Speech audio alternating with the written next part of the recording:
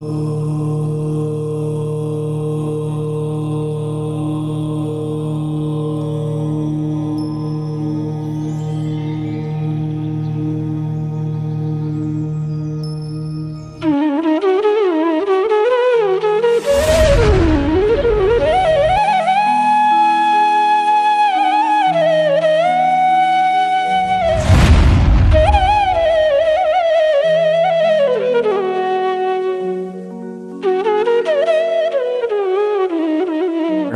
अरिहंताणं नमो सिद्धाणं नमो आयरीयाणं नमो वज्झायाणं नमो लोये सौवसाहूणं मोक्षमार्गस्य नेतारं भेत्तारं कर्मभूभृतां ज्ञातारं विश्वतत्त्वानां वंदे तद्गुणलब्धये। 1008 श्री मूलनायक आदिनाथ भगवान की जय। द्वासांग जिनवाणी माता की जय। आचार्य श्रेष्ठ आचार्य गुरुवर श्री 108 उमा स्वामी जी महाराज की जय। आचार्य श्रेष्ठ आचार्य गुरुवर श्री 108 पूज्यपाद स्वामी जी महाराज की जय। आचार्य श्रेष्ठ आचार्य गुरुवर श्री 108 विद्यासागर जी महाराज की जय। तीर्थ चक्रवर्ती जगत पूज्य निर्यापक श्रमण मुनि पुंगव श्री 108 सुधा सागर जी महाराज की जय। समस्त मुनि संघ की जय। सर्वार सिद्धि ग्रंथराज का हम सभी मिलकर के स्वाध्याय कर रहे हैं और स्वाध्याय करते हुए 9वें अध्याय के अंतर्गत हम सभी अंतरंग तपों के बारे में विस्तार से समझ रहे हैं। अंतरंग तपों के 6 भेद किए गए थे, जिसमें अंतिम जो तप है जिसका नाम है ध्यान तप, इस ध्यान तप का विस्तार के साथ वर्णन चल रहा है। इस ध्यान तप में भी 4 प्रकार के ध्यानों का वर्णन किया गया है। आर्त ध्यान, रौद्र ध्यान, धर्म ध्यान और शुक्ल ध्यान। ये चारों ध्यान भी 4 प्रकार के होते हैं। इनमें से हमने पिछली कक्षा में आर्त ध्यान के भेद प्रभेदों को समझा था, जिसमें आर्त ध्यान के 4 भेद बताए गए थे: इष्ट वियोग, अनिष्ट संयोग, पीड़ा चिंतन और निदान। हम सभी जो गृहस्थ संसारी हैं, इन सभी गृहस्थ संसारियों के आर्त ध्यान और रौद्र ध्यान निरंतर चलता ही रहता है। ऐसा एक भी समय नहीं होता जिस समय कोई भी जीव किसी भी प्रकार का ध्यान नहीं कर रहा हो। ध्यान से रहित अवस्था नहीं कही गई। वर्तमान परिप्रेक्ष्य में देखा जाए तो शुक्ल ध्यान तो संभव ही नहीं है, क्योंकि पंचम काल है, हीन सहनन है। हीन सहनन के साथ शुक्ल ध्यान संभव नहीं है। धर्म ध्यान के लिए 4थे गुण स्थान से प्रारंभ किया गया है और 4थे गुण स्थान से लेकर के 7वें गुण स्थान तक धर्म ध्यान का वर्णन किया गया। तो यदि हम सम्यक दृष्टि हैं, और जैसा कि धर्म ध्यान का स्वरूप हम आगे पढ़ेंगे, यदि हम इस प्रकार का धर्म ध्यान करते हैं तो जितने समय हम धर्म ध्यान कर रहे हैं केवल उतने समय ही धर्म ध्यान है। बाकी अन्य समय तो हमारा आर्त और रौद्र पूर्वक ही निकलता है। और हम सभी 6वें अध्याय में जहाँ पर आयु कर्म के आश्रव का कारण पढ़ा था, तो वहाँ पर नरक आयु और त्रियंच आयु के आश्रव के कारणों में उन्होंने स्पष्ट लिखा कि यदि हम रौद्र ध्यान करते हैं तो रौद्र ध्यान करते समय नियम से नरक आयु का ही बंध होता है, और यदि हम आर्त ध्यान सहित हैं और उस समय यदि आयु का बंध होता है तो त्रियंच आयु का बंध होगा। तो ये आर्त ध्यान और रौद्र ध्यान हमें दुर्गति कराने वाले हैं, ये हमें नीच गोत्र में पहुंचाने वाले हैं। हम त्रियंच और नरक या निगोद पर्याय को प्राप्त हो जाएंगे यदि हम आर्त ध्यान रौद्र ध्यान करते रहेंगे। तो अब हमें इन ध्यान के स्वरूप को समझने के बाद अब थोड़ा प्रयास ये करना है कि हम आर्त ध्यान और रौद्र ध्यान से बचें और अपने जो 24 घंटे का समय है उसमें से जितना अधिक चिंतन हो सके वो धर्म ध्यान का करें। इससे हमें आगामी भवों में देवायु और मनुष्यायु का बंध होगा, और फिर आगामी भवों में हम जाकर के यदि ये संस्कार बना रहा तो हम शुक्ल ध्यान करने में भी सक्षम हो पाएंगे। आज की कक्षा में हम रौद्र ध्यान और धर्म ध्यान के स्वरूप के बारे में पढ़ेंगे। पूर्व कक्षा में हमने आर्त ध्यान के 4 भेद पढ़ लिए थे। आइए देखें पेज नंबर 353 पर उत्थान का 887 और सूत्र नंबर 35। पूर्व कक्षा में हमने आर्त ध्यान के 4 भेद देखे थे और उनके स्वामी भी देखे थे, कौन से गुण स्थान से कौन से गुण स्थान तक होता है। अब इस सूत्र में 35 नंबर के सूत्र में रौद्र ध्यान का स्वरूप भी बताएंगे, रौद्र ध्यान के भेदों का स्वरूप भी बताएंगे और रौद्र ध्यान कौन से जीवों के होता है वो भी बताएंगे। आइए देखें, व्याख्यातम आर्तम संज्ञादिभिः द्वितीयस्य संज्ञा हेतु स्वामी निर्धारणार्थम आह। यह बता रहे हैं व्याख्यातम आर्तम संज्ञादिभिः, आर्त ध्यान के संज्ञा यानी नाम आदि के द्वारा उसका व्याख्यान पूरा कर दिया। अब क्या है, द्वितीयस्य संज्ञा हेतु स्वामी निर्धारणार्थम। अब जो दूसरे नंबर का रौद्र ध्यान है उस रौद्र ध्यान के कितने भेद हैं, उनके भेद, उनका नाम और उनके स्वामी का निर्धारण करने के लिए अगला सूत्र लिख रहे हैं, हिंसा नृतस्तेय विषय संरक्षणेभ्यो रौद्रमविरत देश विरतयोः। हिंसा नृतस्तेय विषय संरक्षणेभ्यो रौद्रमविरत देश विरतयोः। इस सूत्र में ये बता रहे हैं, देखें, हिंसा, अनृत, स्तेय और विषय संरक्षण। हिंसा का मतलब है हिंसा पाप, अनृत का मतलब झूठ पाप, स्तेय का मतलब चोरी पाप और विषय संरक्षण यानी परिग्रह पाप। यहां मुख्य रूप से ध्यान के 4 भेद किए जा रहे हैं, इसीलिए इधर इन्होंने 4 प्रकार के पापों को लिखा है। बाकी 5 प्रकार के पापों का ग्रहण यहां पर हो सकता है। ये रौद्र ध्यान कहलाता है। हम सभी ने रौद्र ध्यान के भेद पढ़े होंगे, हिंसानंदी, चौर्यानंदी, मृषानंदी और परिग्रहानंदी। कुल मिलाकर के कल हमने जो 4 भेद आर्त ध्यान के पढ़े थे उसमें इष्ट वियोग, अनिष्ट संयोग, पीड़ा चिंतन और निदान, आगामी भोगों की कामना करना, कोई अनिष्ट संयोग हमको हो गया है तो उसको दूर करने का चिंतन करना, कोई इष्ट का वियोग हो गया है तो उनको प्राप्त करने की भावना करना, शरीर में रोग आदि हो गए तो उनको दूर करने की भावना।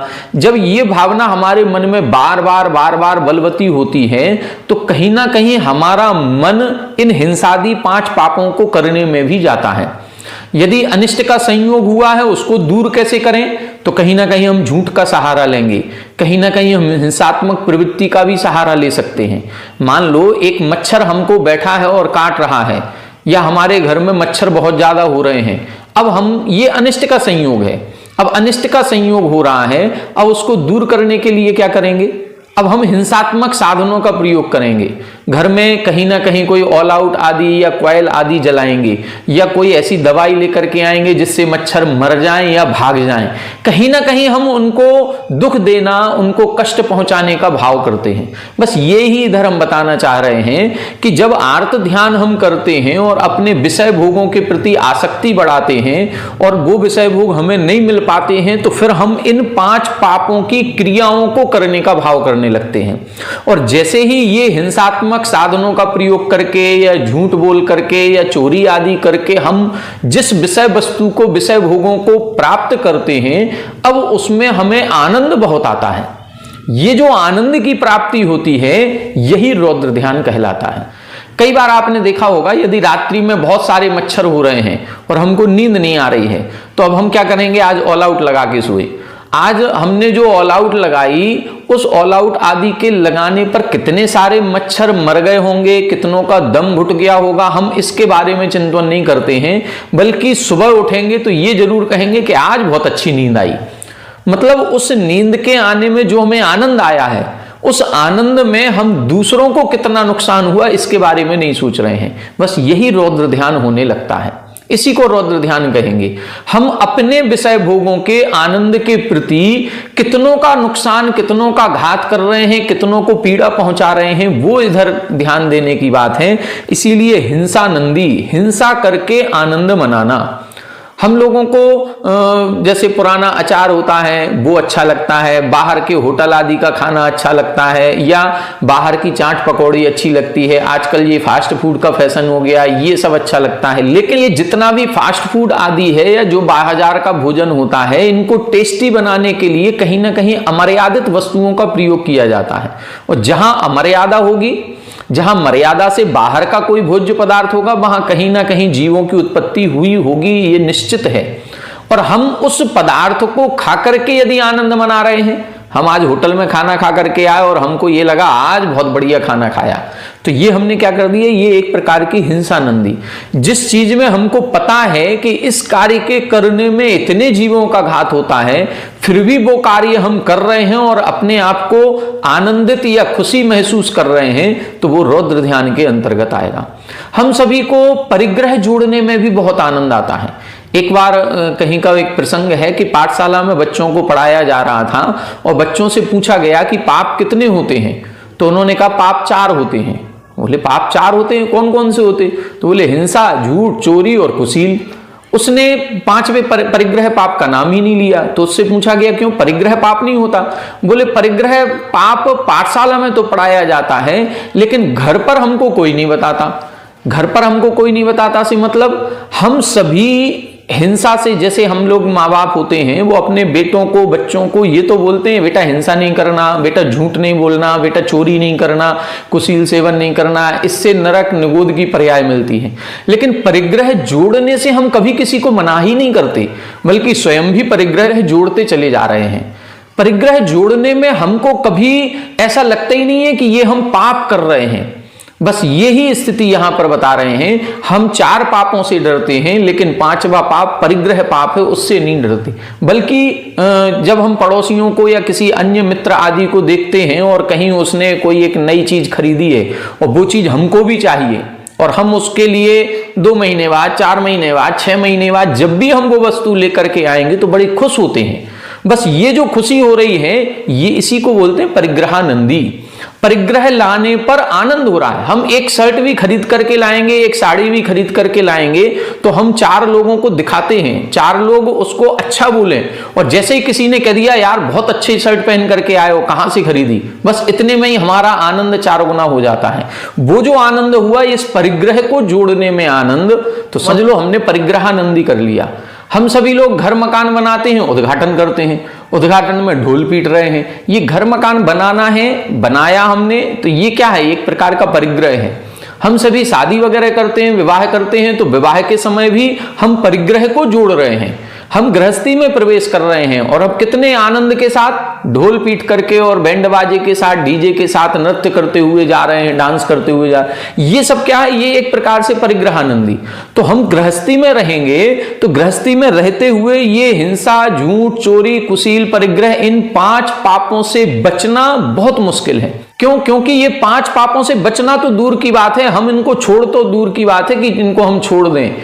हम तो इनमें आनंद मना रहे हैं। जब तक इनमें हमें आनंद की प्राप्ति होती रहेगी, तब तक हम इनको कैसे छोड़ पाएंगे? सबसे पहले हमें इनमें आनंद मनाना बंद करना होगा।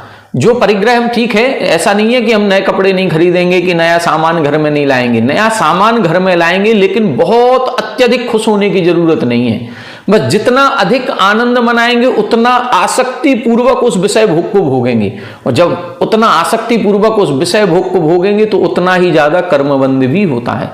तो ये रौद्र ध्यान जो कहे गए हैं, ये अत्यंत आसक्ति पूर्वक पाप क्रियाओं को जो करता है उसके लिए कहा गया है, और जो उदासीन भाव से करता है उसके लिए ये नहीं है। वो रौद्र ध्यान नहीं करता है, वो उदासीन भाव से है। ठीक है, घर गृहस्थी में रहेगा, सारी क्रियाएं करेगा, लेकिन क्रियाओं के करते हुए भी वो विषय भोगों को अत्यंत आसक्ति से नहीं भोग रहा है। वो एक मजबूरी बस या एक कर्तव्य के कारण से कर रहा है, इसीलिए उसको उतना अधिक पापबंध नहीं होता है। आइए देखें 888 नंबर, हिंसादीनी उक्त लक्षणानी। हिंसा आदि का लक्षण हम पूर्व में बता चुके हैं। तानी रौद्र ध्यान उत्पत्ते निमित्ति भवंती इति हेतु निर्देशो विज्ञायते। ये जो 5 पाप हैं, ये 5 प्रकार के पाप ही रौद्र ध्यान की उत्पत्ति में निमित्त बनते हैं। इसीलिए इधर हेतु निर्देश किया गया है। यहां लिखा गया है ना, विषय संरक्षणेभ्यो, ये इधर हेतु परक निर्देश किया है। इस कारण से ही रौद्र ध्यान होता है। यदि हम 5 पाप में संलग्न हैं तो निश्चित रूप से हम रौद्र ध्यान कर ही रहे हैं। तेन हेतु निर्देशेन अनुवर्तमान स्मृति समन्वाहार अभिसंबध्यते। यहां बता रहे हैं उनका हेतु निर्देश के साथ स्मृति समन्वहारा, जो सूत्र नंबर 30 में लिखा था, इष्ट वियोग अनिष्ट संयोग के साथ बार बार चिंतन करना। इसी तरह से यहां पर भी इनका बार बार चिंतन करना। हिंसा आदि के द्वारा हम कैसे विषय भोगों को प्राप्त करें, झूठ बोल करके हम कैसे विषय भोगों को जोड़ें, या चोरी करके हमें कैसे ये पंचेंद्रिय के विषय प्राप्त हों, इस बारे में बार बार चिंतन करना, ये सब रौद्र ध्यान के अंतर्गत आएगा। मान लो हमारा लाइट का बिल बहुत ज्यादा आ रहा है, अब हम क्या सोचते हैं कि कहीं ना कहीं से इस लाइट के बिल को कम किया जाए, तो हम अपने घर के उपकरण तो कम कर नहीं सकते हैं, लेकिन मीटर में ही कहीं ना कहीं कोई कारस्तानी करने की बात सोचते हैं। अब वो कैसे करेंगे, अब ये भी एक प्रकार की चोरी है। हमने मान लो इनकम टैक्स हो रहा है, अब टैक्स बहुत ज्यादा बन रहा है। अब जब टैक्स ज्यादा बनता है तो कहीं ना कहीं कोई ना कोई धारा के अंतर्गत हम ये सोचते हैं कि कहीं से तो टैक्स बचाया जाए। अब उसके लिए झूठे बिलिंग करेंगे, झूठे फर्जी बिल बनवाएंगे। तो ये जो फर्जी बिल बनवाए हैं, ये एक प्रकार का झूठा दस्तावेज तैयार किया है, ये एक प्रकार की चोरी है, झूठ बोलना ही है। तो ये अब इसको बोल करके झूठे दस्तावेज बना करके यदि हमने कुछ पैसे बचा भी लिए, तो अब उन पैसों के बचाने पर जो आनंद मिल रहा है, ये सब क्या है, रौद्र ध्यान। तो उसको कैसे बचाया जाए, इसका जो बार बार हमने चिंतन किया, कौन सी दुकान पर जाएं, किस दुकान से हम झूठे बिल बनवाएं, उसको कितना पैसा घूसखोरी में देना होगा, ये कहीं ना कहीं हम विचार करते रहते हैं। अब ये जो विचार हमने किए हैं, ये सब रौद्र ध्यान के अंतर्गत आएगा। इसी प्रकार से परिग्रह के अंतर्गत है। कोई परिग्रह हमको जोड़ना है, लेना है, तो हम कहां से खरीदें, अच्छी क्वालिटी का कहां मिलेगा, कौन सी कंपनी का लें, कौन सी दुकान से सस्ता मिलेगा, ये हर एक चीज जो बार बार मन में आती है, ये सब रौद्र ध्यान के अंतर्गत आएगा। देखो लिखा है हिंसायाः स्मृति समन्वहार इत्यादि। हिंसा का बार बार चिंतन करना, झूठ बोलने का बार बार चिंतन करना, चोरी करने का बार बार चिंतन करना। अब हम लोग मान लो कहीं कोई गलती हो जाती है तो बहाने बनाते हैं। अब हम कौन सा बहाना बनाएं जिससे वो मान जाए, तो वो बहाना जो हम बना रहे हैं उसमें भी तो कहीं ना कहीं झूठ बोलने का प्रयास कर रहे हैं। वो अब जो बार बार चिंतन चल रहा है कि हमारी बात पकड़ी ना जाए, बस वो भी झूठ बोलने का चिंतन हो रहा है। तो ये कहलाएगा अनृत नाम का या मृषा आनंदी, ये मृषानंदी नाम का रौद्र ध्यान कहलाएगा। तत् रौद्र ध्यानम अविरत देशव्रतयोः वेदितव्यम। ये जो रौद्र ध्यान होता है, ये अविरत देशव्रतयोः, अविरत यानी 1 से 4 गुण स्थान तक असंयमियों के, और देशव्रतयोः यानी 5म गुण स्थानवर्ती वृत्ति श्रावक के भी जानना चाहिए। अविरतस्य भवतु रौद्र ध्यानम देशव्रतस्य कथम। अब प्रश्न उठ रहा है कि अविरतस्य भवतु, असंयमी जो है उनके तो रौद्र ध्यान हो सकता है, चलो मान लिया, लेकिन अविदेशव्रतस्य कथम, लेकिन जो 5म गुण स्थानवर्ती है, प्रतिमाधारी है, उनके कैसे हो जाएगा। तब लिख रहे हैं तस्य अपि हिंसादि आवेशात वित्तादि संरक्षण तंत्रत्वाच्च कदाचित भवितुम अर्हति। वो 5म गुण स्थानवर्ती जो है उसके भी हिंसादि के आवेश से, हिंसा आदि 5 पाप उसने छोड़े नहीं है, अभी उसने केवल थोड़ा सा नियंत्रण किया है। त्रस हिंसा हम नहीं करेंगे और साथ में स्थावर जीवों की हिंसा हम व्यर्थ में नहीं करेंगे, बस यही तो नियम लिया। लेकिन स्थावर जीवों की हिंसा भी हो रही है और त्रस जीवों की हिंसा का जो त्याग किया है उसमें भी क्वचित कदाचित कभी कभी उसके हो भी सकती है, क्योंकि वो 5 पाप घर गृहस्थी में तो लगा ही हुआ है, तो हो सकती है। दूसरा क्या लिखा, वित्तादि संरक्षण तंत्रत्वात्। अब घर में रहेगा तो वित्त आदि का संरक्षण भी करेगा, धन संपत्ति को जोड़ेगा, उसकी रक्षा भी करना है, उसका संवर्धन भी करना है।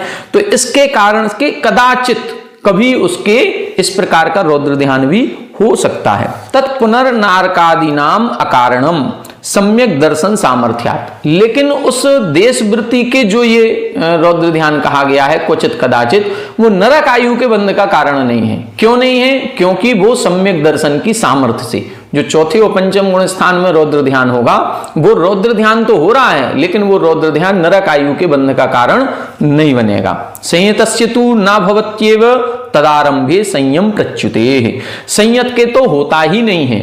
क्यों नहीं होता है, क्योंकि तदारंभे यदि उनके रौद्र ध्यान हो गया तो संयम प्रच्युते, फिर उनका संयम ही नष्ट हो जाएगा। तो जो 6म गुण स्थानवर्ती मुनिराज आदि होते हैं उनके तो रौद्र ध्यान होता ही नहीं है। यदि उनके रौद्र ध्यान हो गया तो फिर उनका संयम का ही विनाश हो जाएगा। आगे देखें, अब धर्म ध्यान का स्वरूप यहां बता रहे हैं 889 नंबर। आह परे मोक्ष हेतु उपदिष्टे तत्र आद्यस्य मोक्ष हेतोर ध्यानस्य भेद स्वरूप स्वामी निर्देशः कर्तव्य इति अत आह। अब यहां बता रहे हैं कि आपने एक सूत्र लिखा था परे मोक्ष हेतु, जो बाद वाले हैं वो दो ध्यान मोक्ष के कारणभूत होते हैं। तत्र आद्यस्य मोक्ष हेतु ध्यानस्य, अब उसमें से जो पहला मोक्ष का हेतु है ऐसे ध्यान का भेद स्वरूप स्वामी निर्देशः कर्तव्य, उस पहले ध्यान के स्वरूप क्या है, उसके भेद कितने हैं और उसके स्वामी कौन कौन होते हैं, इसका ज्ञान कराने के लिए अगला सूत्र लिख रहे हैं। आज्ञा पाय विपाक संस्थान विचयाय धर्म्यम, आज्ञा पाय विपाक संस्थान विचयाय धर्म्यम। यहां बता रहे हैं आज्ञा अपाय विपाक संस्थान विचयाय धर्म्यम। विचय, विचय शब्द सभी में जोड़ेंगे, आज्ञा विचय, अपाय विचय, विपाक विचय, संस्थान विचय, ये चार प्रकार का धर्म ध्यान होता है। इन चारों का क्या स्वरूप है इसको अपन टीका से पढ़ेंगे, एक एक लाइन पढ़ेंगे तो सारा समझ में आ जाएगा। आइए देखें 890 नंबर। विचयनम विचयो विवेको विचारण इत्यर्थः। विचय किसे कहते हैं? विचयनम विचयः, इसका अर्थ क्या है? विवेक। इसका अर्थ क्या है? विचारण। विचारण का मतलब है बार बार चिंतन करना। एक 5 मिनट के लिए एकांत में बैठ करके इस प्रकार का चिंतन करना। किस प्रकार का चिंतन करना? आज्ञा पाय विपाक संस्थानाम विचय, आज्ञा पाय विपाक संस्थान विचयः। आज्ञा अपाय विपाक और संस्थान, इन चारों का बार बार चिंतन करना, इसी को हम आज्ञा पाय विपाक संस्थान विचय कहते हैं। स्मृति समन्वाहारः इति अनुवर्तते, इस स्मृति समन्वाहार की अनुवृत्ति आती है, इसीलिए सप्रत्येकम संबध्यते, उसका सभी के साथ संबंध लगा लेना चाहिए। जैसे आज्ञा विचयाय स्मृति समन्वाहारः, आज्ञा विचय के लिए बार बार चिंतन करना। जो तीर्थंकर भगवान की, केवली भगवान की आज्ञा या उपदेश है, उस उपदेश का विचार करने के लिए बार बार चिंतन करना, ये आज्ञा विचय स्मृति समन्वाहार कहलाएगा। देखें तद यथा, अब इसका मतलब क्या है? आज्ञा विचय क्या कहलाता है? देखें, उपदेष्टु अभावात मंद बुद्धित्वात् कर्मोदयात सूक्ष्मत्वाच्च पदार्थानाम हेतु दृष्टांत उपरमे सति सर्वज्ञ प्रणीतम आगमम प्रमाणीकृत्य इत्थम एव इदम नान्यथावादिनो जनाः इति गहन पदार्थ श्रद्धानात् अर्थ अवधारणम आज्ञा विचयः। यहां बता रहे हैं उपदेष्टु अभावात, उपदेश करने वालों का अभाव है। जैसे जो केवली भगवान है, वो केवली भगवान आज नहीं पाए जाते। श्रुत केवली हैं, उनका भी अभाव हो गया है। जो अंग पूर्वधारी थे, उनका भी अभाव हो गया है। अब हम सब कौन हैं? अल्प बुद्धि वाले हैं। इसीलिए लिखा उपदेष्टु अभावात, उपदेशकर्ता का अभाव है। और मंद बुद्धित्वाच्च, और हम सभी की बुद्धि कैसी है? मंद बुद्धि है। किस कारण से? कर्मोदयात, कर्मों के उदय के कारण से हम सब अल्प बुद्धि वाले हैं। और क्या है? सूक्ष्मत्वाच्च पदार्थानाम, और जो पदार्थ हैं जिनके बारे में हमें जानना है वो अत्यंत सूक्ष्म हैं। अब सूक्ष्म पदार्थ हैं, जैसे किसी ने कह दिया कि द्विदल है, द्विदल में जीव उत्पन्न हो जाते हैं। अब हम कैसे देखें कि इनमें जीव उत्पन्न होते हैं? आचार्यों ने कहा रात्रि भोजन करने में महापाप है, शहद में अनंतानंत जीवों का घात होता है, आलू में अनंतानंत जीव होते हैं। अब हम कैसे देखें? ये सूक्ष्म विषय है। या आचार्यों ने कहा कि नंदीश्वर द्वीप होता है, जम्बू द्वीप होता है, सुमेरु पर्वत है। अब इनको हम कैसे जाने? इनको हम जान नहीं सकते। आज हमारे पास यंत्र नहीं है कि हम सुमेरु पर्वत को देख सकें, हम नंदीश्वर द्वीप जा सकें, वहां की प्रतिमाओं के अकृत्रिम चैत्यालय के दर्शन कर सकें। आगम में कहा गया है कि पहले महावीर भगवान हुए हैं, उसके पहले पार्श्वनाथ थे, ऐसे पहले तीर्थंकर आदिनाथ थे, भूतकाल में भी 24 हुई, भविष्य काल में भी होंगे। हम कैसे जाने? हमें ज्ञान का क्या साधन है? ये साक्षात हमने नहीं देखे। पदार्थों के 3 भेद किए जाते हैं, सूक्ष्मांतरित दूरार्था, सूक्ष्म, अंतरित और दूरवर्ती। जैसे परमाणु आदि हमने बताया, आलू में भी अनंत जीव हैं, लेकिन इतने सूक्ष्म हमें दिखाई नहीं देते।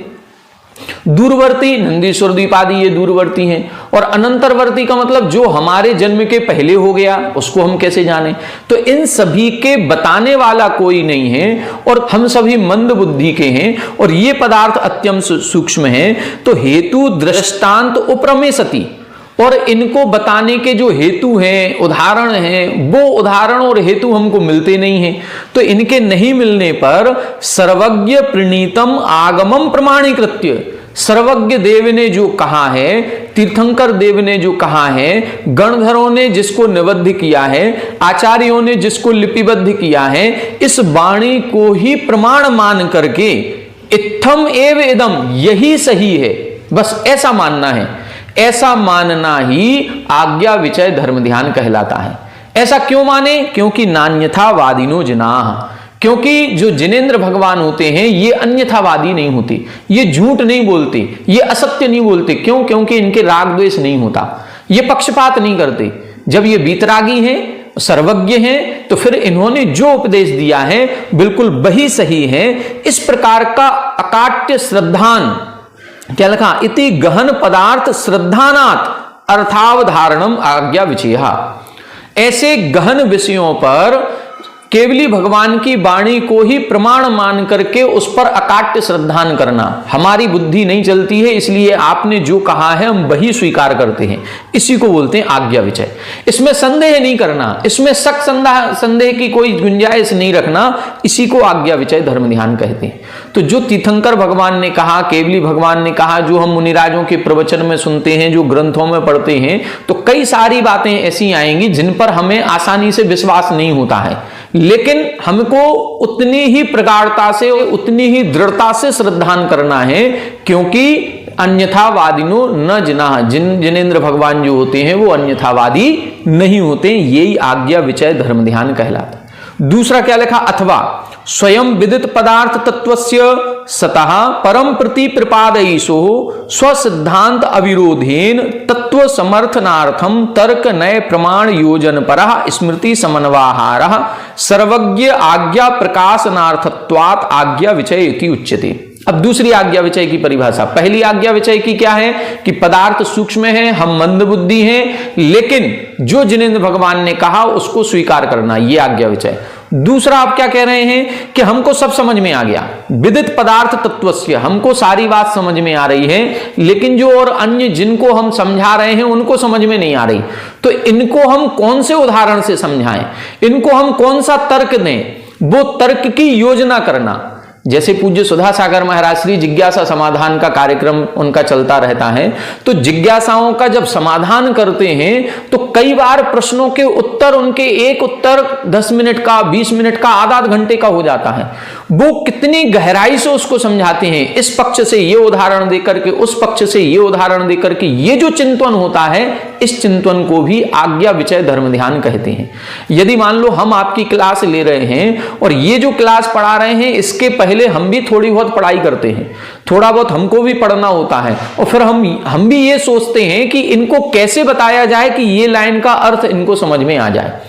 तो वो जो बार बार चिंतन किया जाता है कि इस लाइन को हम कैसे बताएं, कौन से उदाहरण से पुष्ट करें, ये जो चिंतन हमने आधा घंटे किया या 1 घंटे किया, वो सारा का सारा धर्म ध्यान कहलाएगा। कौन सा? आज्ञा विचय नाम का धर्म ध्यान। इसीलिए लिखा विदित पदार्थ तत्वस्य, जिसने पदार्थ को, तत्व को जान लिया है, लेकिन परम प्रतिपादयितो, जो दूसरे को प्रतिपादन करना चाहता है, तो स्वसिद्धांत अविरोधेन, आगम से, सिद्धांत से विरोध ना आए, ऐसे तत्व समर्थनार्थम, ऐसे तत्व का ज्ञान कराने के लिए तर्क नए प्रमाण योजन पर, किस तर्क से दें, कौन सी नए की विवक्षा लगाएं, कौन से प्रमाण आदि का सहारा लें, और कैसे हम इनको समझा सकें, ऐसा स्मृति समन्वाहारा, ऐसा बार बार चिंतन करना, जिससे सर्वज्ञ आज्ञा प्रकाशनार्थत्वात्, जिससे सर्वज्ञ देव ने जो कहा है वो गलत सिद्ध ना हो जाए, वो बिल्कुल सही सिद्ध हो,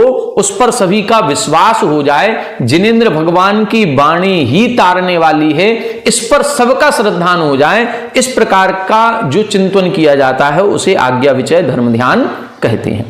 अब दूसरा देखें, जात्यंधवत मिथ्या दृष्टया सर्वज्ञ प्रणीत मार्गात विमुखा मोक्षार्थिनः सम्यक मार्ग अपरिज्ञानात् सुदूरम एव अपयन्ति इति सन्मार्ग अपाय चिंतनम अपाय विचय। अपाय का मतलब है दूर होना, तो दूर कैसे हो, इस चीज का विचार करना है। किससे दूर कैसे हो? जो अन्य प्राणी हैं ये मिथ्यात्व से दूर कैसे हो और सम्यक मार्ग में कैसे लगे, इसका बार बार चिंतन करना, ये अपाय विचय है। देखो क्या लिख रहे हैं, जात्यंधवत, जैसे कुछ लोग होते हैं जो जन्म से ही अंधे होते हैं। अब जो जन्म से अंधे हैं उनको इस दुनिया का कोई ज्ञान नहीं, क्योंकि उन्होंने कुछ देखा ही नहीं। इसी प्रकार से जात्यंधवत, जन्म से ही अंधे व्यक्ति के समान जो कोई मिथ्या दृष्टि जीव होते हैं, वो सर्वज्ञ प्रणीत मार्गात विमुखा, वो सर्वज्ञ भगवान के द्वारा कहे हुए मार्ग से विमुख यानी दूर रहते हैं, विपरीत चाल चलते हैं। मोक्षार्थिना सम्यक मार्ग परिज्ञानात् सुदूरम एव अपयंती, सम्यक मार्ग अपरिज्ञानात्, वो भी जन्मांध व्यक्ति के समान है, इसीलिए उनको सच्चे मार्ग का ज्ञान ही नहीं है। और सच्चे मार्ग का ज्ञान नहीं होने से जिन्होंने मोक्ष मार्ग पर चलने का प्रयास किया है, जिन्होंने मोक्ष मार्ग को जाना है, समझा है, ऐसे लोगों को भी वो सुदूरम एव अपयंती, दूर से ही छोड़ देते हैं। एक तो हमें स्वयं ज्ञान नहीं है, और स्वयं ज्ञान नहीं होने के कारण जन्मांध व्यक्ति के समान वो जो सच्चे गुरु हैं, सच्चे देव हैं, इनको भी दूर से छोड़ देते हैं। तो फिर उनको सन्मार्ग अपाय चिंतनम, उनको सच्चा मार्ग कैसे प्राप्त हो, उनको सच्चे मार्ग की प्राप्ति कैसे हो, जो वो मिथ्या मार्ग से दूर कैसे हो, इसका चिंतन करना, ये कहलाता है अपाय विचय। हम सभी के घरों में भी कुछ लोग ऐसे होते हैं जिनको मंदिर जाना पसंद नहीं, जिनको सच्चे गुरु की बात करना पसंद नहीं, जो सच्चे गुरु के दर्शन करने नहीं जाते हैं, जो केवल कमाई में लगे रहते हैं, पंचेंद्री के विषय भोगों में लगे हुए हैं। अब ऐसे लोगों को हम मंदिर कैसे भेजें, ऐसे लोगों को हम गुरु की संगति कैसे कराएं, हम अपने जैन सिद्धांतों को उनको कैसे समझाएं, वो कैसे इस मिथ्या मार्ग को छोड़ करके और सम्यक मार्ग में लगें, इसका बार बार चिंतन करना, इसको बोलते हैं अपाय विचय धर्म ध्यान। कितना अच्छा लिखा। दूसरी परिभाषा बता रहे हैं, मिथ्या दर्शन ज्ञान चारित्रेभ्यः कथम नाम इमे प्राणिनः अपेयु इति स्मृति समन्वाहारो अपाय विचयः। यहां दूसरी परिभाषा बता रहे हैं कि जो मिथ्या दर्शन ज्ञान और चारित्र से सहित ये जो जीव दिख रहे हैं, ये इनका मिथ्यात्व कैसे छूटे, ये सन्मार्ग में कैसे लगे, इस प्रकार से उनका चिंतन करना, ये स्मृति समन्वाहारा यानी बार बार चिंतन करना, ये अपाय विचय धर्म ध्यान कहलाता है। वो सच्चे मार्ग में कैसे लगे और उनका मिथ्या मार्ग कैसे छूटे। कई लोग गृहीत मिथ्या दृष्टि होते हैं, खोटे देव शास्त्र गुरुओं के पास जाते हैं, कई प्रकार के अन्य जगह जाते रहते हैं, तो उनको हम कैसे वहां से हटा करके और सच्चे मार्ग में लगाएं, ये प्रयास।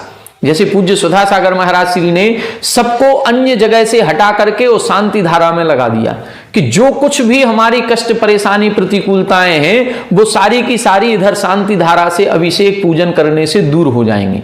तो कितने तरीके से उन्होंने किया, और आज हजारों लाखों युवा वो सारे के सारे अब अन्य जगह ना जाकर के सुबह मंदिर में अभिषेक का कलश लिए हुए नजर आते हैं। ये कहलाता है अपाय विचय। उन्होंने खूब अपाय विचय धर्म ध्यान किया होगा, इस कारण से वो समर्थ उनके अंदर आ गई और उन्होंने लाखों लोगों को मिथ्या मार्ग से हटा करके सन्मार्ग में लगा दिया। आगे देखें, कर्मणाम ज्ञानावरणादीनाम द्रव्य क्षेत्र काल भव भाव प्रत्यय फलानुभवनम प्रति प्रणिधानम विपाक विचयः। विपाक विचय धर्म ध्यान किसे कहते हैं? विपाक का मतलब होता है उदय, कर्मों का उदय प्राप्त होना। तो जो कर्मणाम ज्ञानावरणादि नाम, जो ज्ञानावरण, दर्शनावरण, वेदनी, मोहिनी, आयु नाम, गोत्र, अंतरा, ये 8 प्रकार के कर्म कहे गए हैं, जिनका हमने 8वें अध्याय में खूब वर्णन पढ़ा, 6वें अध्याय में भी आश्रव के कारण पढ़े। तो ये 8 कर्मों का द्रव्य क्षेत्र काल भव और भाव के अनुसार फल प्राप्त होता है। तो उस कर्म के विपाक का चिंतन करना। यदि कहीं कोई हमें गरीब व्यक्ति दिख रहा है तो ये आज गरीब क्यों है, कोई व्यक्ति हमें किसी भी प्रकार से दुखी नजर आ रहा है तो इसको ये दुख किस कर्म के कारण से मिला। कई बार आप जिज्ञासा समाधान में सुने, कई सारे लोगों के यही प्रश्न होते हैं, हमारे साथ ये घटना घट गई, हमने ऐसे कौन सा पाप कर्म किया होगा, हमने आज आहार दान दिया, हमने कौन से पुण्य कर्म के कारण से दिया। तो सब लोग मैक्सिमम ऐसे ही प्रश्न पूछते हैं। ये जो प्रश्न उनके मन में आ रहा है उसका जो उत्तर निकल रहा है, ये उत्तर जो है इसी को बोलते हैं विपाक विचय। हम हमेशा जब भी कहीं निकलें अपने घर के बाहर, तो जितने सारे प्राणी हमको दिखते हैं, चाहे भले वो त्रियंच दिख रहे हो चाहे मनुष्य दिख रहे हो, जिसके साथ जो घटना घट रही हो वो घटना उसके साथ क्यों घटी, इसने पूर्व में ऐसा कौन सा कर्म किया होगा।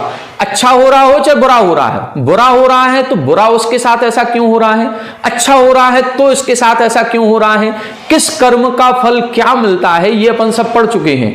तो अब किस कर्म के कारण से इसके साथ ये घटना घटी है, उस कर्म के विपाक का चिंतन करना। अब जब हम दूसरों के साथ करेंगे तो फिर अपने साथ भी लगाएंगे। हमारे साथ कोई दुर्घटना घटी है तो हमारे साथ क्यों घटी, हमने भी कभी किसी के साथ ऐसा किया होगा। हमारे साथ आज अच्छा हो रहा है तो हमारे साथ अच्छा क्यों हुआ, हमने भी किसी के साथ अच्छा किया होगा। तो जब हम सारी ही क्रियाओं को, सारे ही प्रतिफल को कर्मों से जोड़ने लगते हैं, उसी को हम बोलते हैं विपाक विचय नाम का धर्म ध्यान। चौथे नंबर का कौन सा है, लोक संस्थान स्वभाव विचयाय स्मृति समन्वहारः संस्थान विचयः। लोक के संस्थान यानी आकार का और स्वभाव, लोक के स्वभाव का, उसका बार बार चिंतन करना, यह संस्थान विचय नाम का धर्म ध्यान कहलाता है। जो तीसरे और चौथे अध्याय में अपन ने संपूर्ण लोक का चित्रण पढ़ा था, उसमें 3 लोक का नक्शा देखा, जम्बू द्वीप, नंदीश्वर द्वीप, असंख्यात द्वीप समुद्रों को देखा, सुमेरु पर्वत को देखा, स्वर्गों की रचना देखी, नरकों के बिलों को देखा। तो ये इन संरचना का चिंतन करना और लोक के स्वभाव का सबसे मुख्य ये है कि हम सभी स्वर्गवासी होना चाहते हैं, लेकिन स्वर्ग में जो देव हैं क्या वो सर्वथा सुखी हैं? नहीं, वो स्वर्ग की आयु को भोग करके त्रियंच भी बन जाते हैं। तो फिर सच्चा सुख कहां पर है, वो सुख का चिंतन करना। अपन लोग पढ़ते हैं ना कि नहु न करे न धरे को, सठ द्रव्यमयी न हरे को, सो लोके माही बिन समता, दुख सहे जीव नित्र भ्रमता। बस ये चिंतन करना है। हमने ये सारे 3 लोक को समझ लिया कि ये 3 लोक को ना कोई बना सकता है, ना कोई मिटा सकता है, ना कोई हरण कर सकता है, ये तो अनादिकालीन है और हम सभी अनंत काल से इस संसार में परिभ्रमण कर रहे हैं। ऐसा नहीं है कि हम कभी स्वर्ग में देव ना बने हों, ऐसा नहीं है कि हम कभी नरक में नहीं गए हों। जो अपन ने 5 प्रकार का संसार या 5 प्रकार के परावर्तन पढ़े थे, उसमें ये सब कर चुके, 5 परावर्तन कर चुके। देवों की 31 सागर तक की आयु को भोग लिया, नरकों की 33 सागर की आयु को अनंतों बार भोग लिया। तो अब जब हम ये सारा सब कुछ कर चुके हैं, तो अब हमको ये समझ में आना चाहिए कि इस संसार में समता भाव के अलावा और कुछ भी नहीं है। समता भाव धारण करेंगे तो ही हम सच्चे सुख को प्राप्त कर पाएंगे, और यदि हमने समता भाव धारण नहीं किया तो दुख सहे जीव नित्य भ्रमता, फिर हम इसी संसार में दुखी होते रहें। ये चिंतन करना ही ये संस्थान विचय नाम का धर्म ध्यान कहलाता है। उत्तम क्षमादि लक्षणों धर्म उक्ता। उत्तम क्षमादि जो 10 धर्म बताए थे, इनका वर्णन पहले कर चुके हैं। तस्मात् अनपेतम धर्म्य ध्यानम चतुर्विकल्पम अवश्यम। तस्मात् अनपेत, उन उत्तम क्षमा मार्दव आर्जव इन 10 धर्मों से सहित होते हुए ये 4 प्रकार का जब हम चिंतन करते हैं तो हमको धर्म ध्यान कहा जाता है। हम किसी के दुखों का चिंतन कर रहे हैं कि ये दुख से दूर कब होगा, और यदि हम इसीलिए कर रहे हैं कि ये सुखी हो जाएगा तब तो जाकर के हमारे पैसे लौट आएगा। यदि हम इस प्रकार का चिंतन कर रहे हैं, ये स्वार्थ बुद्धि यदि हमारी आ रही है, इसीलिए हम दूसरों के दुख का चिंतन कर रहे हैं, तो ये धर्म ध्यान नहीं होगा। इसीलिए लिखा कि उत्तम क्षमादि 10 लक्षण धर्मों से सहित। हमें लोभ नहीं होना चाहिए, हमें कोई क्रोध मान माया इन कसाई भावों से सहित होकर के हम किसी के दुखों के दूर करने की बात ना सोचें। इसीलिए इधर ये स्पष्ट लिख दिया कि 10 प्रकार के धर्मों से सहित होकर के ये चिंतन करना है। ये किसके होता है, तब लिख रहे हैं तत् अविरत देशव्रत प्रमत्ता प्रमत्त संयता नाम भवती। ये जो धर्म ध्यान है ये अविरत अर्थात 4थे गुण स्थानवर्ती जीव के होता है, देशव्रत 5म गुण स्थानवर्ती के, प्रमत्त अप्रमत्त संयता नाम 6वें और 7वें गुण स्थानवर्ती, मतलब 4थे से 7वें गुण स्थानवर्ती जीवों के होता है। इसके नीचे धर्म ध्यान नहीं होता। क्यों नहीं होता? क्योंकि सभी जगह श्रद्धान करना है। आज्ञा विषय में भी तीर्थंकर की वाणी पर श्रद्धान चाहिए, अपाय विषय में भी हमें मिथ्या मार्ग और सम्यक मार्ग का भेद विज्ञान चाहिए, विपाक विषय में भी कर्मों पर श्रद्धान पक्का होना चाहिए, कौन से कर्म के उदय के कारण से क्या होता है, और संस्थान विषय पूरे लोक का जब हमें श्रद्धान होगा, ये सूक्ष्मांतरित दूरार्थ, ये जो तीनों प्रकार के सूक्ष्म पदार्थ हैं, इन पर जब पक्का श्रद्धान होगा तभी हम धर्म ध्यान कर पाएंगे। इसीलिए धर्म ध्यान चौथे गुण स्थान से प्रारंभ होता है, इसके नीचे नहीं होता। अब यदि हम मिथ्या दृष्टि हैं तो हमारे आर्त और रौद्र ध्यान ही हो रहा है, यदि हम सम्यक दृष्टि हैं तो कदाचित हमारे सम्यक दर्शन होने से ये धर्म ध्यान भी हो सकता है। तो इस प्रकार से आज अपन ने ये रौद्र ध्यान और धर्म ध्यान के स्वरूप को समझा। अब कल से अपन शुक्ल ध्यान के स्वरूप को समझने का प्रयास करेंगे। शुक्ल ध्यान के भेद, उनका फल, उनका स्वरूप, ये सब कुछ समझेंगे। आज इतना ही। आप सभी हमारे साथ बने रहें। सभी को जय जय।